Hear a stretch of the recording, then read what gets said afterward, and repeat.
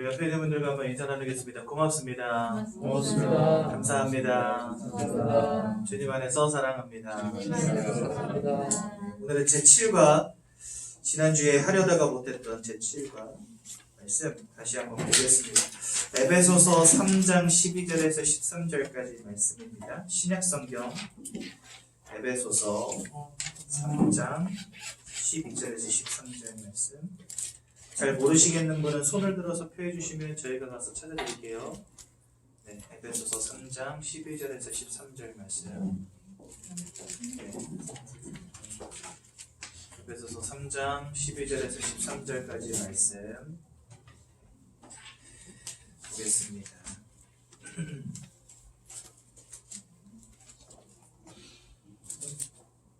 에베소서 3장 12절에서 13절 말씀 다 찾으신 것 같네요. 우리 한 목소리로 함께 같이 읽어보도록 하겠습니다. 시작. 우리가 그 안에서 그를 믿음으로 말미암아 담대함과 확신을 가지고 하나님께 나아감을 얻느니라. 그러므로 너희에게 구하노니 너희를 위한 나의 여러 환난에 대하여 낙심하지 말라. 이는 너희의 영광이니라. 아멘. 자, 마스크를 좀 벗도록 하겠습니다. 소리가 잘 들리시도록.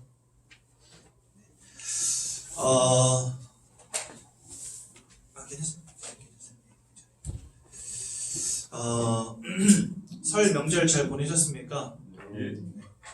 저희는 저희 집 식구가 5명이라 어디 가도 못하고 누가 오도 못하고 3일 동안 집에서 그냥 사골국물에 떡 넣고 아침도 떡국, 점심도 떡국, 저녁도 떡국 이렇게 3일 동안 먹었더니 입에서 떡 냄새가 떠나지를 않는데 여러분 저는요 개인적으로는 조금 코로나 때문에 감사했어요 이번에는. 네, 여러분 설날 때 뭐 합니까? 네.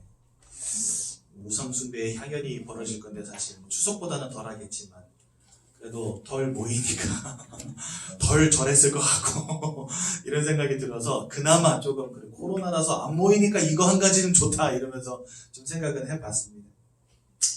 여러분 이 땅에는 몇 가지 문제가 있는 것 같으십니까? 뭐 여러분들만 해도 개인이 가지고 있는 수많은 문제들을 가지고 있겠죠. 남들이 알고 있는 문제도 있지만 남들에게 말하지 못할 문제도 있고 심지어는 나와 가장 가까운 사람에게도 비밀로 치부해야 될 만한 그런 문제들도 있으실 것입니다. 특히나 우리 새가족부를 찾는 많은 분들은요 마음과 생각의 문제로 고통당하시는 분들도 있고 그 다음에 세상의 방법으로는 치유가 안 되니까 여기 찾아오시는 분들도 있고 뭐 경제적인 어려움 또 인생의 어려움 질병의 문제 이런 것들이 오다 보니까 어디 가서 위로받을 때도 없고 방법이 없다 보니까 마지막으로 교회라도 한번 가보자 이래서 오시는 분들도 많이 만나보게 되었습니다. 저마다 나름대로의 문제를 가지고 있지요. 그런데 성경은 우리에게 문제는 딱 한 가지라고 말씀하십니다. 그래서요 우리는 그것을 유일한 문제라고 합니다. 너도 있고 나도 있고 다른 문제들은 별로 중요한 문제들이 아니라는 거예요.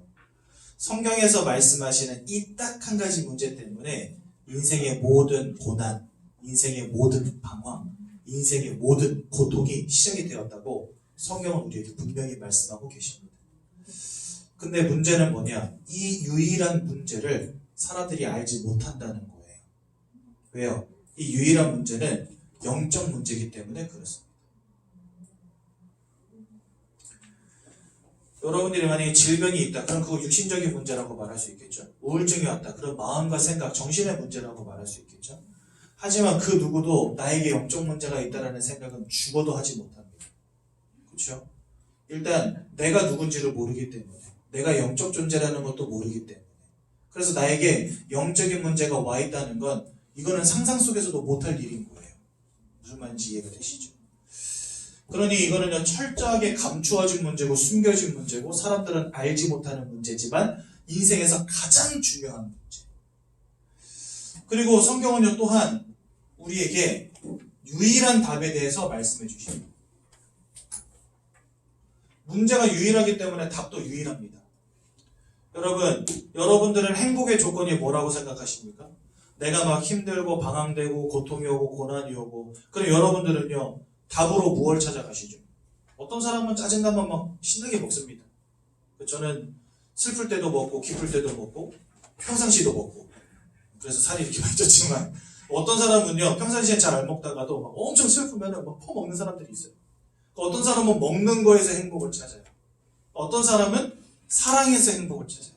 어떤 사람은 돈에서 행복을 찾아요. 어떤 사람은 건강에서 행복을 찾아요. 어떤 사람은 자녀에게서 행복을 찾아요. 그런데 나에게 와 있는 유일한 문제가 뭔지 모르니까 이것도 해보고 저것도 해보고 열심히 쌓아보고 벌어보고 모아보고 아이도 낳아보고 사랑하는 사람도 찾아서 일평생을 방황해 보지만 결국은 답을 찾지 못해 여전히 고난 중에 있는 중, 여전히 방황 중에 있는 중. 그래서 제가 요양병원 사역을 꽤 오랫동안 들어갔었거든요. 어르신들 만나가지고요, 아유 어르신 앞으로 10년은 더 사세요 이러면은요, 한 분도 저한테 아이고 고마워요, 앞으로 20년은 더 살고 싶어요, 근데 이렇게 말씀하시는 분 한 번도 못 봤어요. 빨리 죽어야지, 하루하루가 고통인데, 이런 분들이 대부분이었거든요. 왜 그랬을까요? 인생이 되게 재미없었나 봐. 그쵸? 저는 인생이 즐거워가지고 오래 살고 싶은데 이분들은 인생이 재미가 없었나 봐요. 아 키우고 여태까지 먹여 살리고 문제 터질 때마다 고통스럽고 고난스럽고 마음의 갈등, 근심, 걱정, 염려가 떠난 날이 없고, 그러니까 하루하루가 고통이었던 거죠. 앞으로 오래 사세요 이 말 들으면 아이고 빨리 가야지 뭘 오래 살아. 그런데도 신기한 거, 그거 진심 아닌 거 아시죠? 그러니까 속으로는 인생이 너무 고통스러우니까 빨리 끝나고 싶어. 근데 인생에 대한 욕심이 사람들이 다 있어요. 그래가지고 어떻게든 안 돌아가시려고 그 나이 드셔도 막 영양제 먹고 막 이렇게 하시더라고요. 인생은요 고통밖에 없습니다. 왜요? 문제가 뭔지 모르고 답이 뭔지 모르니까. 일평생 최선을 다하고 노력해보지만 결국은 여전히 방황하고 있는 중. 그렇죠? 그래서 여러분, 유일한 답 대신 그리스도를 아는 것, 이것은요 진짜 큰 축복입니다. 세상은 절대 알지 못하는 영적인 사실을 깨달았다, 이거보다 큰 복이 없어요. 그래서 우리는요 유일한 답을 알고 유일한 문제를 깨달은 이것을 우리는 복이라고 말합니다. 뭐가 복입니까 도대체? 그렇죠? 세상에 있다가 없어질 그것들 복 아니잖아요. 저는요 돈도 있어봤고 돈도 다 잃어버리기도 해봤어요. 물론 제가 번 돈은 아니고 우리 아버지가 번 돈이지만 진짜 찢어지게 가난했었거든요. 저희 집이 어떤 집이었냐, 소장농이었어요. 소장농. 1년에 2번씩 서울 아저씨라는 분이 오세요. 그래서 저희가 이렇게 디귿자로 생긴 기와집에 살았거든요.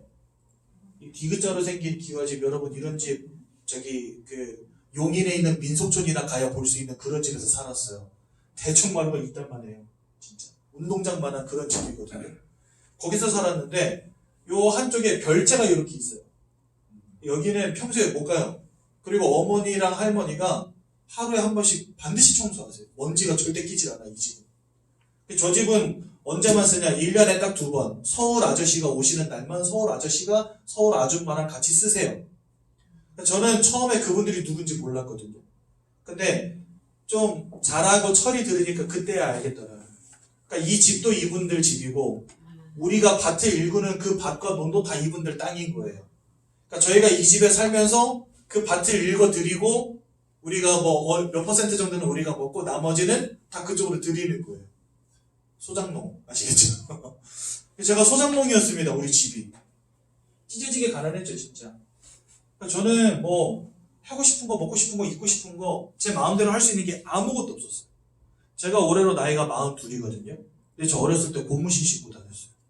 제 친구한테 이런 얘기 하잖아요. 그러면 조선시대 살도 왔냐 이래요 저한테. 근데 저 어렸을 때 고무신 신고 살았어요. 찢어지게 가난했거든요. 그랬는데 어떻게 된 일인지 아버지가 운 좋게도 돈을 한때 많이 벌으셨어요. 수억을 버셨어요 진짜. 한마디로 내 돈이 얼마인지 모를 만큼, 세지도 못할 만큼 버셨어요. 그래가지고 빚도 다 갚고 집도 사고 차도 사고 막 땅도 사고 막 다 샀거든요. 근데 한순간에 다 없어지더라고요. 진짜 벌 때도 빨랐지만 잃어버리는 건 더 빨랐어요. 세상에 있다가 없는 그거, 건강도 사랑도 돈도 명예도 권력도 다 그렇지 않습니까? 있다가 없는 그거. 한때는 대한민국 최고의 권력자였지만 지금은 감옥에 갇힌 박근혜 대통령처럼 뭔가 인생에서 성공가도를 달리는 것 같이 보이지만 결국은 실패자의 자리로 떨어질 수밖에 없는 인생. 뭔가 내 마음대로 되는 게 아무것도 없는 거예요. 인생이라는 것은. 근데 세상 사람들은요, 그거 붙잡으려고 지금도 막 불이 나게 달려갑니다. 어떻게든 벌어보려고, 어떻게든 성공해보려고. 여러분, 얼마 전에 저희 교회에서 무슨 일이 있었는지 아십니까? 저희 교회 이야기를 하는 건 아니고 어떤 권사님이요, 집을 팔고 아파트를 사셨어요. 아파트를 샀는데 여러분들 지난주에 기사에 혹시 이거 보신 분들 계세요? 다 보셨을 거예요 아마. 왜냐면 돈 관련된 거니까 다 보셨을 거라고 믿습니다. 뭐냐면 안산의 아파트 시세가 단번에 2억이 뛴 사건이 있어요. 다 안 보셨구나. 나만 봤네. 저만 돈 좋아하나 봅니다. 그래서 뉴스 기사가 떴는데 안산에 있는 모든 아파트의 그 매매 가격이 하루아침에 2억이 뛴 거예요. 그러니까 저희 권사님 한 분이 아파트를 사고 이사 날짜를 정하고 계약금까지 치르고 이삿짐 옮기고 있는데 집주인이 들이친 거예요. 그래서 아직 잔금 안 받았으니까 나 안 판다 이렇게 된 거예요. 그래가지고 현금으로 몇백만 원을 더 주고 들어갔다 그러시더라고요. 지금요 세상 사람들은요 눈에 불을 켜고 난리가 났습니다. 어떻게든 벌어보겠다. 여러분 가격해가지고 집까지 들어올 것 같으면 이미 그거는 그 사람 집인 거잖아요. 근데 뭐 억지를 부려요. 그래가지고 결국은 돈 뜯어내요. 세상 사람들이 살아가는 방법. 아등바등 긁어 모읍니다. 어떻게든 잘 살아보겠다. 이것도 알지 못하지. 그래서 여러분 잘 아셔야 돼요. 세상의 것은 있다가 없는 것입니다. 없다가도 또 있기도 합니다. 내 손에 붙잡힌 것처럼 보이지만 붙잡히지 않습니다. 신기루와 같이 앞에 있지만 아무리 쫓아가도 내 것이 되지 못하는 게 세상 것입니다. 그리고 더 중요한 거, 아무리 많이 쌓았다 벌었다 하더라도 이 땅을 떠나가는 날 다 두고 가셔야 돼요. 여러분, 제가 예전에 저희 장로님 한 분이 소천하시고 그 다음에 그 재래장으로 하는 걸 본 적이 있거든요. 가서 이렇게 땅에다가 붓는데 동네 불신자 친구들이 와가지고 뭐 하는지 아세요? 10,000원짜리 1,000원짜리 던지면서 저승길 가는데 노잣돈으로 쓰라 그러더라고요. 제가 뒤에서 서가지고 어이구 이 바보들아, 죽은 사람이 무슨 돈을 가져가냐 이러면서. 근데 그 짓을 하고 있어요. 세상 사람들은요 착각해도 착각합니다. 어떻게든 한 푼이라도 가져가고 싶은가 봐. 그죠? 그런데 다 놓고 가야 됩니다. 그게 바로 세상의 복이에요. 하지만 하나님의 말씀은 영영이 서리라. 영원한 주의 나라. 이 땅에 끝까지 사라지지 않고 영원한 것이 하나 있다면 그것은 하나님의 말씀과 하나님의 영원한 나라 천국밖에 없습니다. 그렇죠? 그래서 여러분 유일한 문제와 유일한 답을 알고 영원한 천국을 바라볼 수 있다는 것, 그것이 사실은 우리가 붙잡을 수 있는 최고의 복인 것입니다. 그래서 여러분 세상의 것 따라가지 말라는 말이 아니에요. 허상을 따라가다가 진짜를 놓치지 말라는 겁니다. 진짜를 붙잡고 하나님이 채우시는 복을 누리라는 거예요. 세상 사람들은 다 반대로 하고 거꾸로 합니다. 허상 따라가다가 진짜 잃어버리고 지옥 불구덩이 속에 떨어진다니까요. 여러분들은 그런 오를 범하지 마시고 진짜를 붙잡고 세상 사람들이 원하는 것은 하나님이 채우시는 축복으로 누리라는 거예요. 이게 우리 인생이 누릴 참된 복인 것입니다. 이게 지지난주와 지난주와 이번 주까지 강단을 통해서 하나님이 우리에게 주신 말씀의 핵심이에요. 이해가 되시죠? 그래서 우리 새가족분들은 진짜 올바르게 시작하셔야 됩니다. 한번 내가 신앙생활을 시작해야 되겠다고 생각하셨다면 하나님의 소원이 뭔가를 정확히 아시고 진짜 하나님이 나에게 주신 언약이 무엇인가를 정확히 아는 사람 되어보십시오. 많은 사람들이요 신앙생활을 어떻게 하는지 아십니까? 나중심으로 합니다. 이게 여러분 얼마나 무서운 생각인지 아세요? 나중심이기 때문에 신앙생활의 목표가 나의 성공, 나의 유익이 됩니다. 왜 나중심입니까? 내가 신앙생활을 하는 이유가 하나님의 소원을 이루고 하나님의 유익이 되는 신앙생활을 하는 게 아니고 내가 성공하고 내가 유익을 얻는 신앙생활을 한다니까요. 그게 나중심이에요. 그럼 여러분 여기에 특징이 있어요. 뭐냐? 막 열심히 믿습니다. 막 새벽 예배도 나오고 주일 예배도 나오고 헌금도 열심히 하고 봉사도 열심히 하고 헌신도 막 합니다. 근데 내가 원하는 게 이루어지지 않으면 어떻게 해요? 하나님 없네. 떠나버려요. 하나님 나 정말 사랑하시는 거 맞아요? 떠나버려요. 이게 왜 그러냐? 나중심의 신앙생활에서 그래요. 그래서 여러분 진짜 신앙생활을 잘하는 사람의 특징은 뭐냐? 하나님 하명하옵소서. 이게 진짜 신앙생활 잘하는 사람의 모양이에요. 하나님, 하나님의 소원이 무엇입니까? 나는 무엇 위에 살아가야 되겠습니까? 하나님의 계획은 무엇입니까? 그게 바로 하나님 중심의 신앙생활입니다. 그렇죠? 그래서 우리 새가족분들은요, 진짜 올바르게 시작하셔야 됩니다. 하나님이 성경을 통해 여러분들에게 보여주시고자 하는 건 이 두 가지밖에 없어요. 유일한 문제와 유일한 답이 무엇인지. 그리고 그것을 가지고 구원받으라는 게 첫 번째 하나님의 뜻입니다. 두 번째 하나님의 뜻은 뭘까요? 이거 아직 모르는 모든 사람들에게 알려주어라. 그게 두 번째 하나님의 뜻입니다. 그래서 성경은요, 예수를 믿고 구원받는 것과 그 예수를 전달하여 다른 사람을 구원받게 하는 것, 이 두 가지밖에 없어요. 그러니까 여러분, 하나님의 소원을 알고 하나님의 뜻을 알고 하나님 바라보는 게 그게 바로 신앙생활이에요. 그래서 강단을 통해 주시는 말씀들을 제가 서론에 살짝 여러분들에게 핵심만 전달할 건데요. 이 핵심을 가지고 한번 강단 말씀도 한번 묵상해 보십시오. 굉장히 중요합니다. 제가 그런 이야기를 많이 들어요. 10주간 교육이, 새가족 교육이 끝나고 3층 내려가셨다가 뭔 소리인지 못 알아듣고 나는 다시 4층 갈래. 이래서 올라오시는 분들이 지금까지 엄청 많았거든요. 한편으로는 감사하기도 했어요. 그래도 새가족 메시지는 뭔가 들리시나 보다. 그러니까 올라오는 거 아니겠습니까? 여기도 헷갈린다 그러면 안 오실 텐데 그래도 뭔가 이해가 되시나 보다. 그래서 한편으로는 감사했는데 한편으로는 굉장히 우려가 됐어요. 어쨌거나 여러분들은 강단 말씀을 잘 듣고 따라가셔야 되는 분들이거든요. 근데 이해가 안 돼서 다시 올라온다. 아, 내가 이분들을 잘못 도와드렸구나. 이런 생각이 들더라고요. 근데 아니나 다를까 담임 목사님도 그 얘기를 하시더라고요. 새가족에서 교회를 이해시키고 담임 목사님을 이해시키고 강단의 언약의 말씀을 이해시켜야 된다. 이 말씀을 주셨을 때 제가 뭔가 우리 새가족부에서 해야 될 일을 발견했어요. 그래서 서로는 계속해서 강단 말씀의 핵심을 여러분들에게 전달하고 있습니다. 이번 주도 이거에 대해 말씀하셨어요. 지금 3주째 이거 말씀하시거든요. 왜 세상의 복은 헛되고 하나님 주신 복이 참된 복인지. 하나님은요, 우리로 하여금 유일한 문제와 유일한 답을 깨닫기를 원하십니다.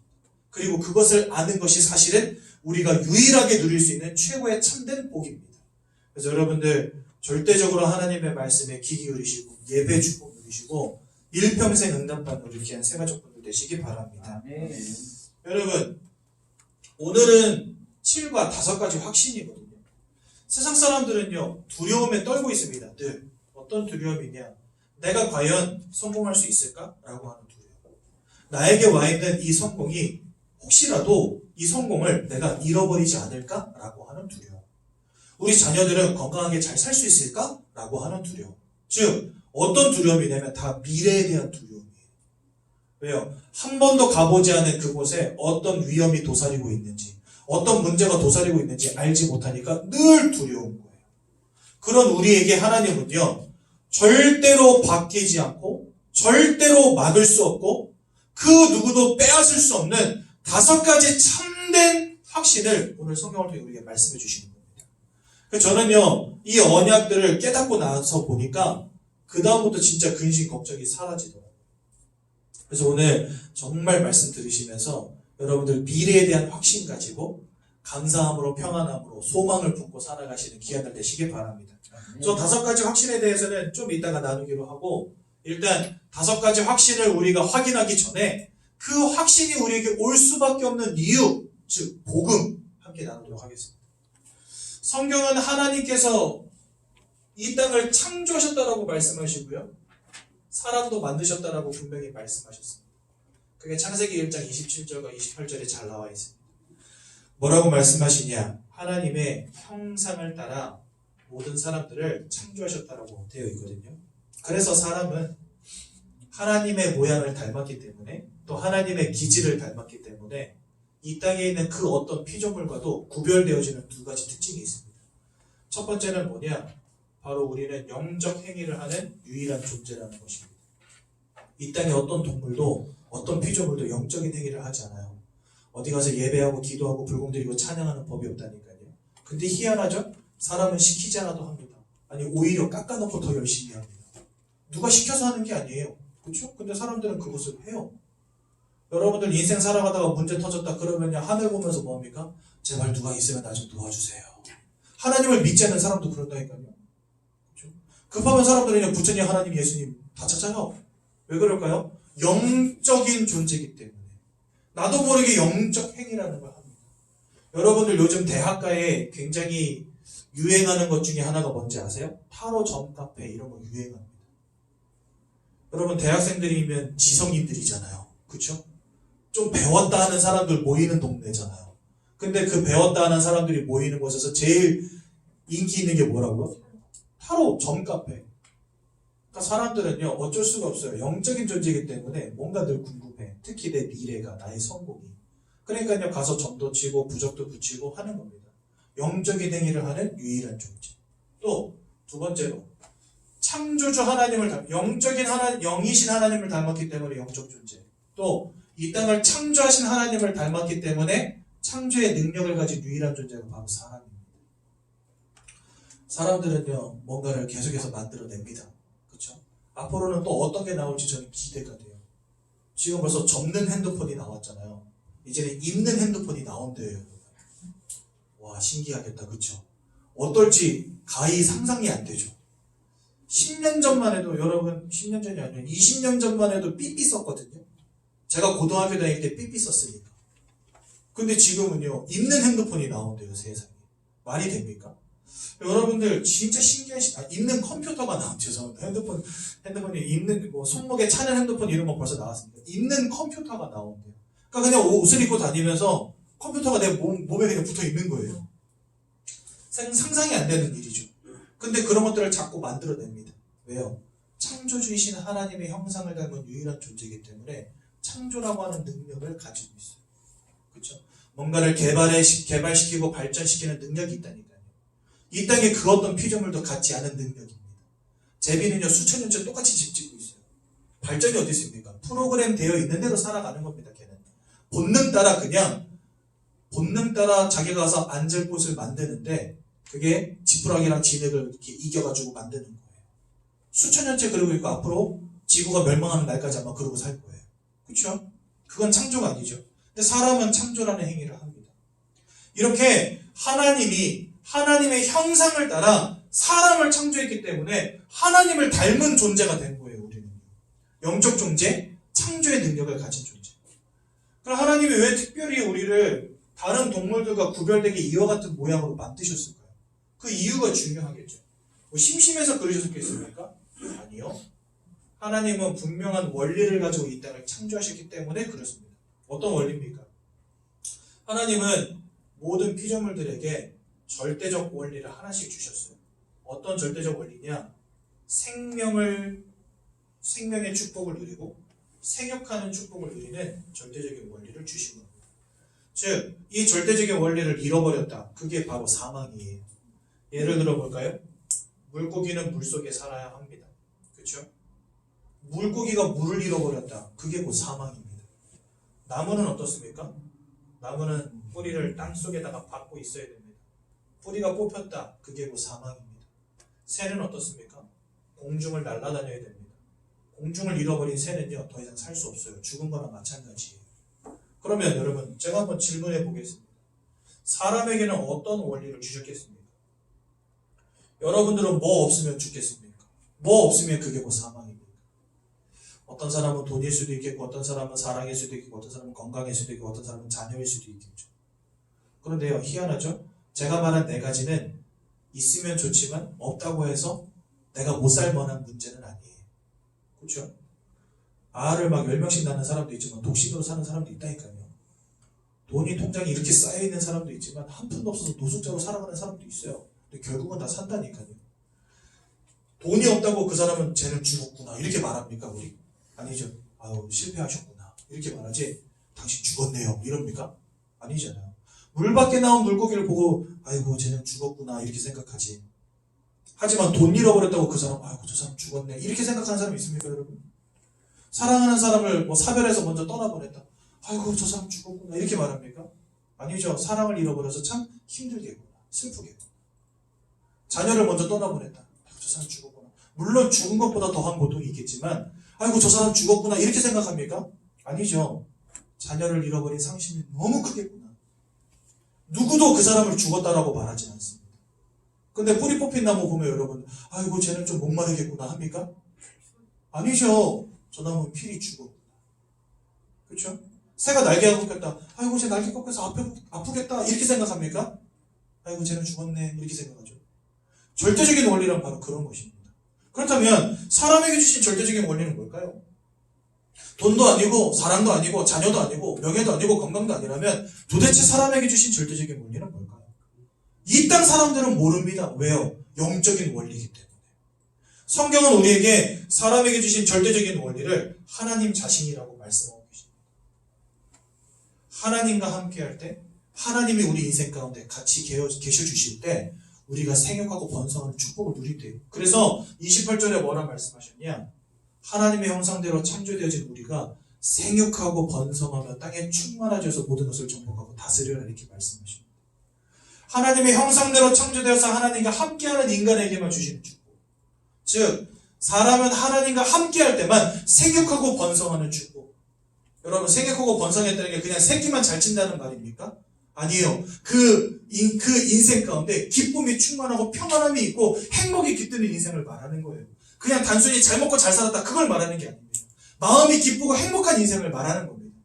하나님이 함께할 때 행복한 존재, 하나님이 함께할 때 생육하고 번성하는 존재, 그게 바로 사람이라니까요.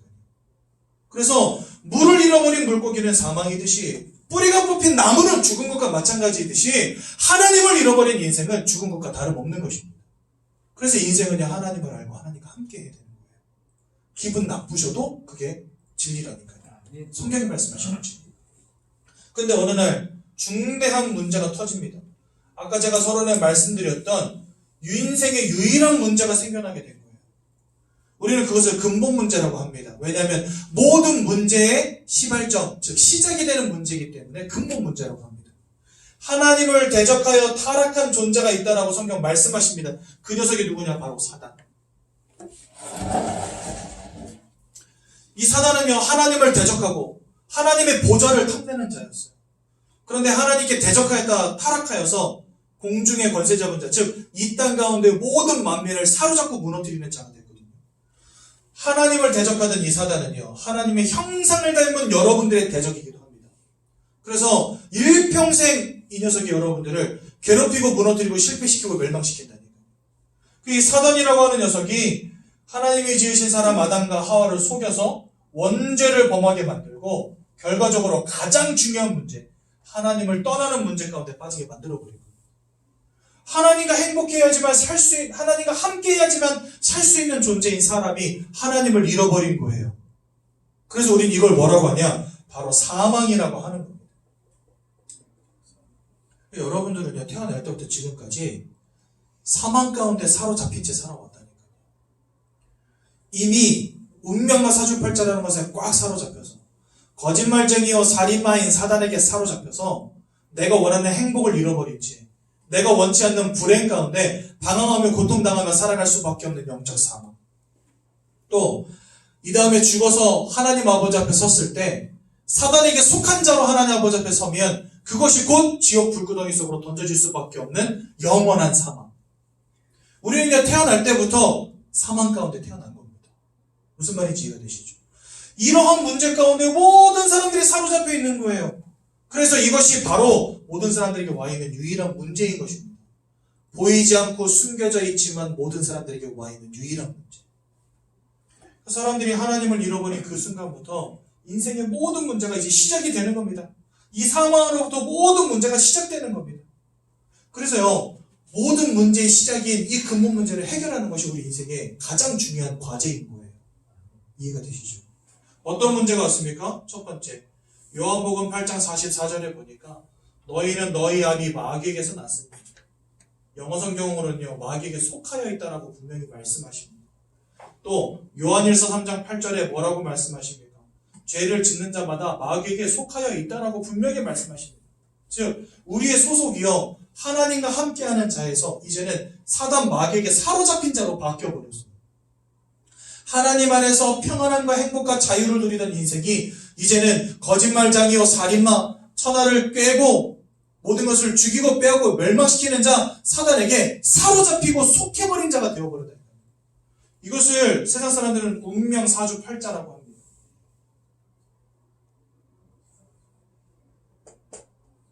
절대로 바꿀 수 없는 결정되어진 미래, 결정되어진 실패, 결정되어진 멸망, 이 속에 여러분들이 붙잡혀 있었다니까요. 지금까지 사단이 이 운명과 사주팔자를 가지고 사람들의 인생을 유린하고 있다니까요.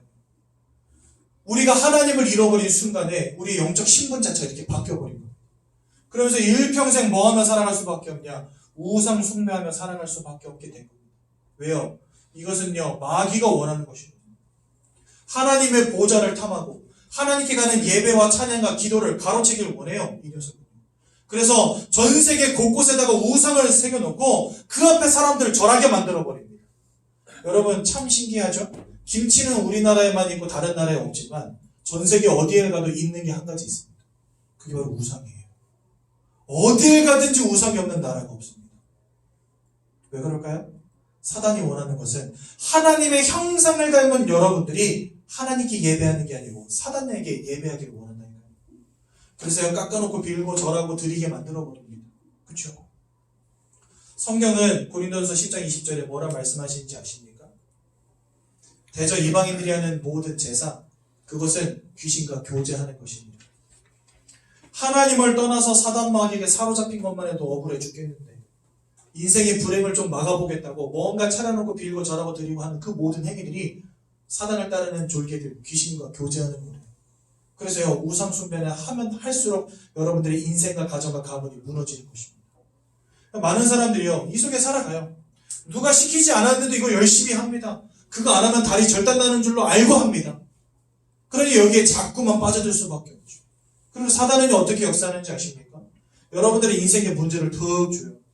그러면서 푸닥거리도 하게 하고 부적도 갖다 붙이게 하고 그 다음에 막 무당 찾아가서 빌게 하기도 하고 제사도 지내게 만들고 그런 거 조금 하면 이상하게 문제가 조금씩 해결되게 만들어요. 그러니까 사람들은요 거기에 더 심취하게 되는 겁니다. 그러다가 뭔가 결정적인 순간에 그 인생과 그 가정과 가문을 폭삭 무너뜨려 버리는 겁니다. 이게 누가 하는 짓이냐? 바로 사단이 하는 짓. 여러분 잘 아셔야 돼요. 하나님을 잃어버린 채 내가 인생의 노력과 열심과 모든 것들은 결국은 나를 살릴 만한 능력이 없이 마지막 가장 결정적인 순간에 나를 무너뜨리는 것이 된다는 거 꼭 기억하셔야 됩니다. 그러니까 사람들이 그 마음이 생각이 온전할 수 있겠습니까? 평안함이 있겠습니까? 아니죠. 사단에게 사로잡히고 귀신과 교제하는 인생을 살아가는데 어떻게 평안합니까?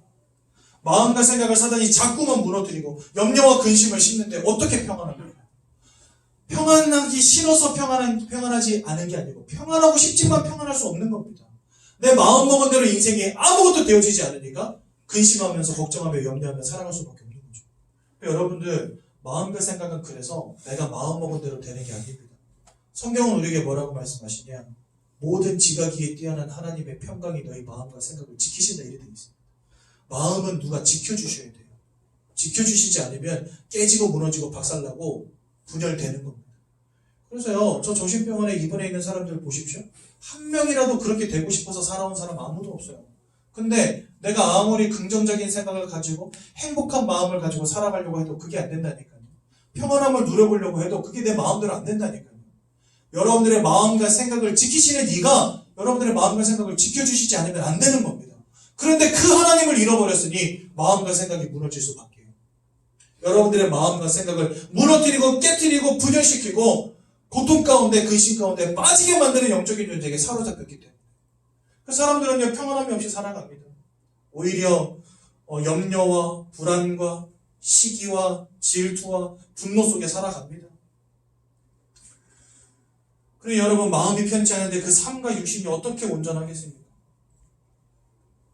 과거에 저희 집은 진짜 지옥 같았어요. 저희 아버지 맨날 싸우시고 아니, 사랑해서 결혼하셨다면서 어떻게 이렇게 맨날 박터지게 싸우시는지 TV가 맨날 굴러다니고 전축이 맨날 굴러다니고 후라이팬 들고 어머니 때려 죽인다고 쫓아다니고 아침에 일어나면 와장창 하는 소리 얘기해요. 그러면요 새벽까지 막 포커 치고 막 하트 치고 그러다가 술 드시고 새벽에 들어와가지고는요 엄마가 좋게 볼 리가 없잖아요.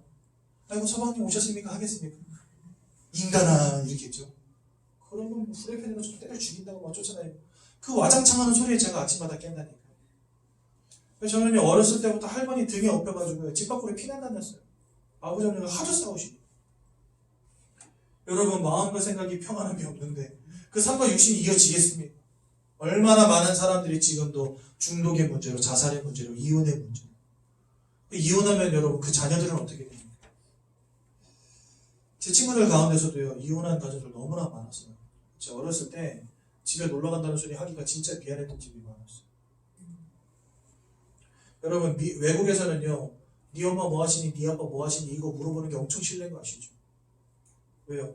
너 아빠 뭐 하시니? 그러면은 얘네들은 생각합니다. 첫째 아빠, 둘째 아빠, 셋째 아빠 누구?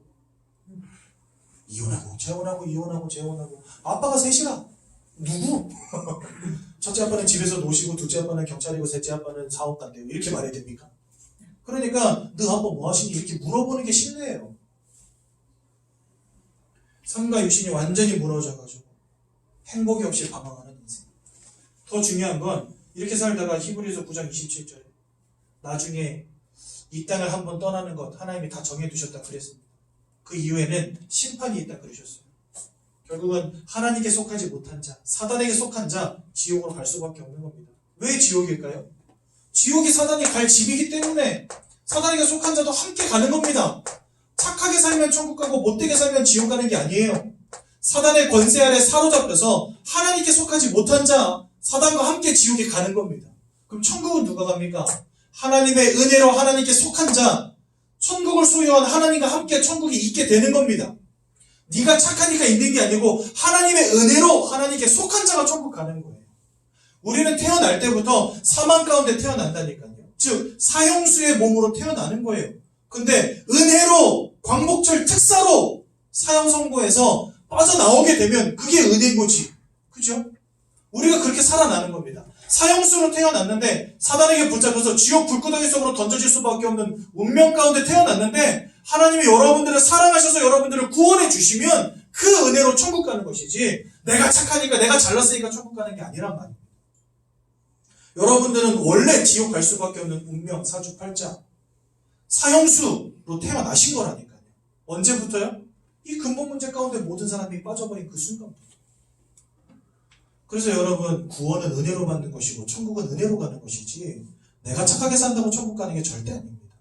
그래서 천국은 착한 놈이 가는 것이 아니라 누가 간다고요? 하나님께 속한 자가 가는 것입니다. 그럼 지옥은 누가 갑니까?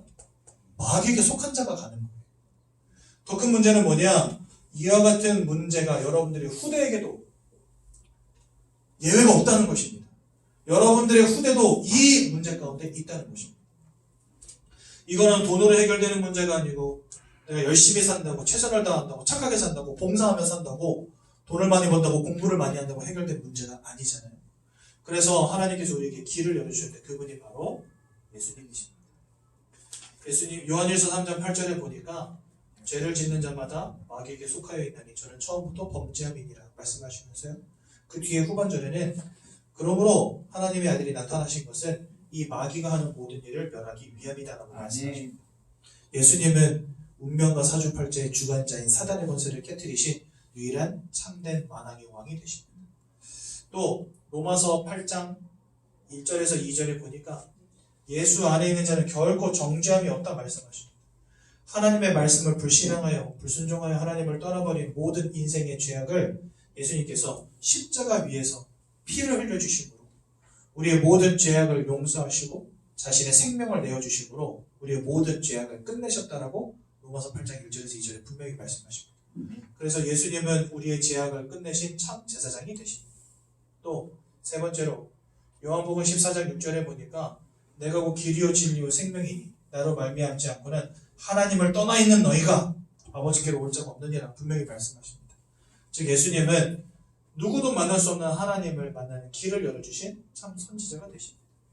이분이 2000년 전에 이 땅에 오셔서 십자가에서 모든 고난과 고통을 다 당하시고 여러분들을 위해서 물과 피를 쏟으시고 여러분들을 위해서 생명을 내어주심으로 여러분들을 인생의 유일한 근본 문제 세 가지로부터 완전히 해방하신 것입니다. 그 예수님을 우리 누구라고 부릅니까? 그리스도. 맞습니다. 그리스도라고 부르는 것입니다. 하나님의 그리스도 예수를 통해서 여러분들에게 주신 구원은 영원한 것이요, 완전한 것이요, 완벽한 것입니다. 아멘. 다른 게 더 필요가 없어요. 예수님의 십자가와 여러분들의 노력이 필요할까요? 필요가 없다는 거예요. 여러분들이 착하게 살아야만 구원받는 게 아니라는 거예요. 예수님께서 십자가에서 모든 구원을 다 이루셨다는 거예요. 내가 얼마나 열심히 최선을 다해서 봉사하며 신실하게 믿냐 이것과 상관이 없이 여러분들의 구원을 완성하셨다는 거예요. 그래서요, 구원은 완전한 것이고 완벽한 것입니다. 많은 분들이 교회 다니면서 나 구원받은 거 맞나? 이 생각하면서 살아가시더라고요. 그게 바로 불신앙이에요. 왜 불신앙이냐? 하나님은 완전한 구원을 이루어 놓으셨는데 나는 아직도 그것을 오해하고 있습니다. 그래서 여러분, 하나님이 그리스도를 통해서 완성하신 구원이라는 것을 기억하십시오. 그렇기 때문에 여러분들이 그 완성하신 구원 안에 들어와 있기 때문에 오늘부터 5가지 확신을 가지고 살아가시면 됩니다. 첫 번째, 구원의 확신입니다. 이미 영생이 주어졌는데요. 누구에게 영생이 주어졌냐? 하나님의 아들이 그 마음속에 있는 자, 생명이 있느니라 말씀하십니다. 즉 구원이 있느니라 말씀하십니다. 나는 아직 마음속에 예수님이 안 계신데요. 좀 이따가 이거 5가지 한 다음에 제가 도와드릴 거예요. 예수님을 마음속에 모시도록. 아셨죠? 그 누구도 이 축복을 빼앗아갈 수 없습니다. 두 번째, 인도의 확신입니다. 여호와를 신뢰하고 여러분들의 명철을 의지하지 말고 범사의 글을 인정하면 그 길을 하나님께서 지도해 주시리라 말씀하십니다. 나를 구원해 주시는 것뿐만이 아니고 내 안에 함께 하셔서 나의 길을 지도해 주시고 인도해 주신대요. 그게 바로 인도의 확신입니다.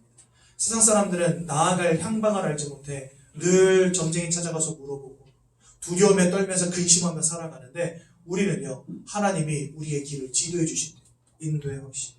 세 번째로 승리의 확신입니다. 여러분들에게 담대하라 말씀하십니다. 세상을 이기었고 사단을 이기셨다라고 분명히 말씀하십니다. 사단의 머리를 깨뜨려버리신 예수님이 함께 하시기 때문에 이제 더 이상 여러분들은 흑암의 역사 가운데 살아가지 않는 인생이 된 것입니다. 승리의 확신. 또 네 번째로 기도응답의 확신. 완전한 구원 가운데 있는 여러분들은요, 예수 이름으로 기도할 때 하나님이 응답 주신다고 분명히 약속하셨습니다. 그래서 여러분들 이제부터 하나님께 기도해 보십시오. 기도 어떻게 하는지 모르는데요. 하나님께 구하고 싶은 거 다 구하시고 예수 이름으로 기도합니다. 아멘 하면 됩니다. 그렇게 하나님께 늘 나가시기 바랍니다. 근데 아까도 제가 말씀드렸죠? 신앙생활은 나 중심이 아니고 누구 중심이라고요? 하나님 중심. 하나님 나 이거 주세요, 저거 주세요, 이거 돈 주세요, 저거 주세요, 건강 주세요, 성공 주세요, 학업 잘하게 자녀들 잘되게 해주세요. 나 중심의 기도가 아니라 하나님 중심의 기도에 한번 도전해 보십시오. 그럼 하나님 중심의 기도는 뭘까요? 하나님, 나뿐만 아니라 내 남편, 내 자녀 다 구원받게 해주세요. 우리 형제 자매들 다 복음하게 해주세요. 그렇죠? 그게 바로 여러분들이 지금 누려야 될 기도입니다. 5번째, 사죄의 확신입니다. 하나님은 죄를 사하시며 불의에서 깨끗하게 하셨어요. 동이서에서 먹은 것과 같이 여러분들의 죄가를 여러분들로부터 옮기셨다 이렇게 되어 있습니다. 즉 여러분들은 이제 죄와 상관이 없는 인생이 되었다는 거예요. 예수님께서 십자가에서 완전히 끝내셨기 때문에. 그러니까 여러분들에게 와 있는 구원은 완전하고 그렇기 때문에 여러분들의 인생을 하나님이 완전히 책임지시고 인도해 나가신다는 겁니다. 그 확신 가운데 계시라는 겁니다. 그렇다면 우리가 이 축복을 어떻게 누립니까? 예수를 믿고 마음에 영접하여 하나님의 자녀가 될 때, 예수 그리스도께서 십자가에서 이루신 완전하신 구원이 여러분들의 것이 될 때 여러분들 이 축복 가운데로 들어가는 것입니다. 고민할 필요도 없고 근심할 필요도 없고, 그렇죠? 다음에 할 필요가 없는 거예요. 지금 당장 예수를 마음속에 영접하시면 되는 겁니다. 이 시간 우리 예수님을 마음속에 영접하겠습니다. 너희가 마음으로 믿어 의에 이르고 입으로 시인할 때 구원에 이른다라고 분명히 말씀하십니다. 이 시간 우리 함께 기도할 때 예수님 우리 마음속에 영접하도록 하겠습니다. 두 눈을 감고 두 손을 모으고 제가 기도할 때 저의 기도를 따라서 함께 기도하시면 되겠습니다. 사랑의 하나님, 저는 죄인입니다. 사랑의 하나님, 저는 죄인입니다. 하나님을 떠나 운명과 사주팔자 가운데 운명과 사주팔자 가운데 우상 숭배하며 우상숭배하며 내가 왜 고통당하는지, 내가 왜 고통당하는지, 왜 원치 않는 문제를 당하는지 왜 원치 않는 문제를 당하는지 알지 못한 채 살아왔습니다. 알지 못한 채 살아왔습니다. 인생의 유일한 문제를 인생의 유일한 문제를 깨닫게 하심 감사드립니다. 깨닫게 하시면 감사합니다. 인생의 유일한 해답인 인생의 유일한 대답이 그리스도를 발견하게 하심 감사드립니다. 그리스도를 발견하게 하심을 감사합니다. 이 시간 예수 그리스도를 이 시간 예수 그리스도를 제 마음속에 제 마음속에 영접하길 원합니다. 영접하기를 원합니다. 제 인생의 구원자로 제 인생의 구원자로 임하여 주셔서 임하여 주셔서 저를 구원해 주시고 저를 구원해 주시고 하나님 자녀 삼아 주옵소서. 하나님 자녀 삼아 주옵소서. 예수님의 이름으로 기도드렸습니다. 예수님의 이름으로 기도드렸습니다. 아멘. 축하드립니다. 구원받은 하나님의 자녀임을 기억하시고 날마다 승리하시기를 예수님의 이름으로 축원드립니다. 제가 한번 기도하고 말씀 마치도록 하겠습니다. 사랑의 하나님, 은혜 감사합니다. 오늘도 그리스도 예수의 복음을 듣게 하시고 하나님의 자녀되는 놀라운 축복 주심 너무나 감사를 드립니다. 완전한 구원 안에 있는 우리에게 큰 확신 주셔서 절대로 흔들리지 않는 견고한 인생 되게 도와주시고 천국의 소망 가지고 이 땅 가운데 살아가면서 끝까지 응답받는 우리 귀한 새가족 성도님들 되시도록 역사하여 주옵소서. 아멘. 예수님의 이름으로 기도드렸습니다. 아멘. 찬송가 85장 1절 하나님께 올려드리시겠습니다.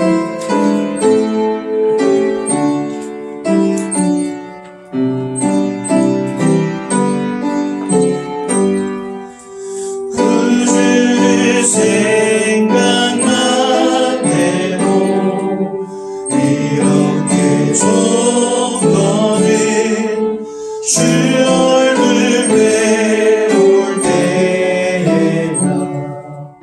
얼마나 좋으랴. 아멘. 네, 양육기 재면 앞에 보시면 주기도만 잘 나와 있습니다. 함께 고백하고 예배를 마치도록 하겠습니다. 하늘에 계신 우리 아버지여, 이름이 거룩히 여김을 받으시오며 나라의 마옵시오며 뜻이 하늘에서 이루어진 것 같이 땅에서 이루어지리라. 오늘날 우리에게 일용할 양식을 주옵시고 우리가 우리에게 죄 지은 자를 사하여 준 것 같이 우리 죄를 사하여 주옵시고 우리를 시험에 들게 하지 마옵시며 다만 악에서 구하옵소서. 이 나라와 권세와 영광이 아버지께 영원히 있사옵나이다. 아멘.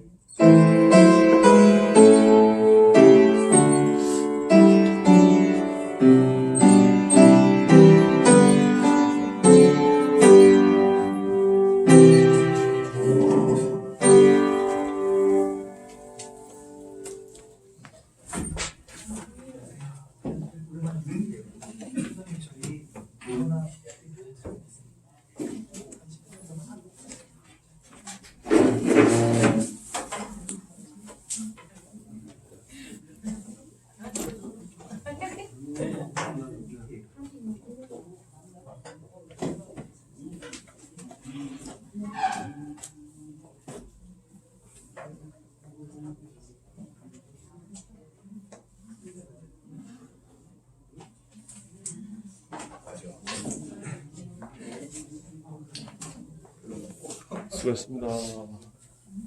어차피 문제 볼거 아니야.